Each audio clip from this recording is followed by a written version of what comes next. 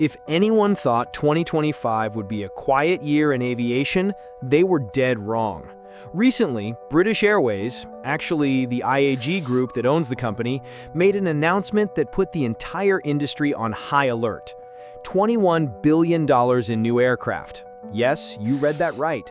$21 billion for 32 brand new 787-10s. The timing of this announcement raises some questions. Just one day earlier, Trump had announced a new trade deal with the United Kingdom, and his team was already commenting that a British airline would purchase $10 billion in Boeing aircraft. Coincidence? The question everyone was asking was, why did British Airways, which always maintained a balance between Boeing and Airbus, suddenly decide to bet so heavily on just one side? And what does this mean for the rest of the world? But before we start, I'd like to ask you to consider subscribing to our channel and turning on the notification bell to get our new videos. It really means a lot to us. British Airways and Boeing have a very long partnership. British Airways was one of the first to bet on the 747 when many people thought it was a bad idea. And it worked. The 747 became the symbol of British Airways for decades. Then came the 777, and again, British Airways was there, buying several aircraft. When the 787 Dreamliner appeared, what do you think happened?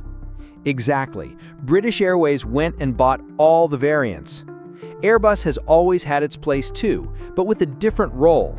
British Airways uses the A320 family for shorter flights within Europe, still operates some A380s, and has the newest A350-1000 in its portfolio for long-haul international routes. But when British Airways needed an aircraft for profitable routes, like London-New York or London-Los Angeles, it always chose Boeing. It was like having two suppliers, but with a clear preference for the most important jobs. The choice wasn't by chance. The 787-10 is the larger version of the Dreamliner. It carries more passengers, flies longer distances, and, here's the big differentiator, Uses 25% less fuel than older aircraft like the 777. For British Airways, these 32 aircraft aren't just a purchase, they represent the company's future. A long-term vision that will make the fleet newer, more efficient, and obviously generate more revenue. It's practically guaranteed money after a few years. And there's more. These aircraft will come with General Electric engines. Compared to the Rolls-Royce Trent 1000, the Gen X-1B offers greater reliability and fuel efficiency, burning 2 to 3% less, while avoiding durability issues that affected earlier versions of the Trent.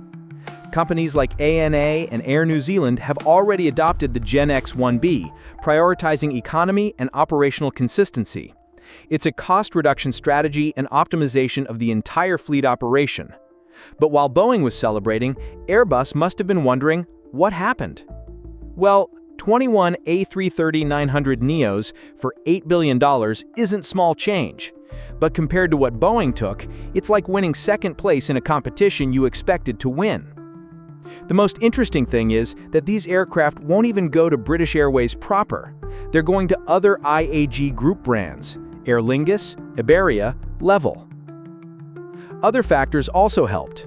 Boeing managed to offer better delivery schedules, aircraft arriving between 2028 and 2033, and let's be honest, after years of problems with the 737 MAX, Boeing was very interested in showing it still knew how to make quality aircraft. They probably made an offer that was very hard to refuse. But there's something that makes everything even more interesting: the politics behind it all. Here things get a bit more complex, but it's worth understanding.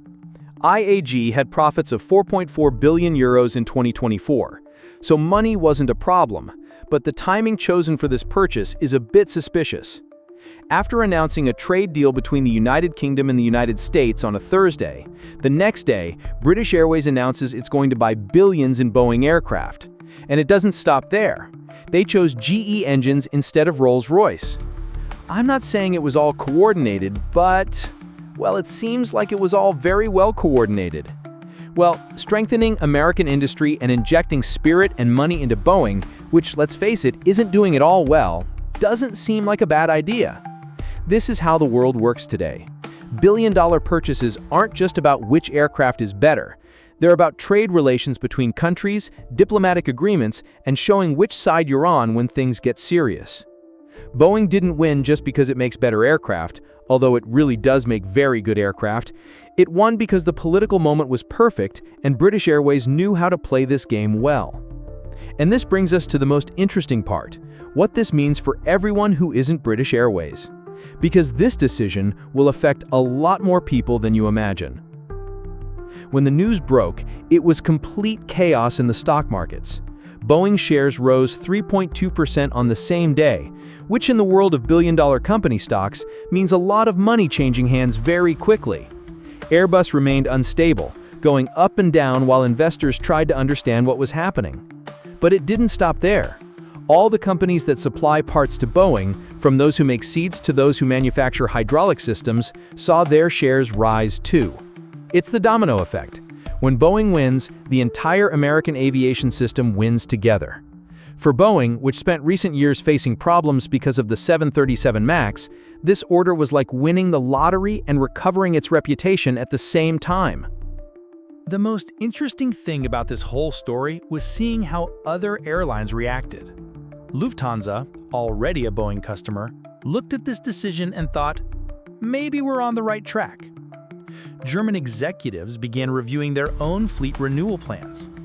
On the other side of the world, companies like Singapore Airlines and Cathay Pacific paid special attention to the choice of GE engines.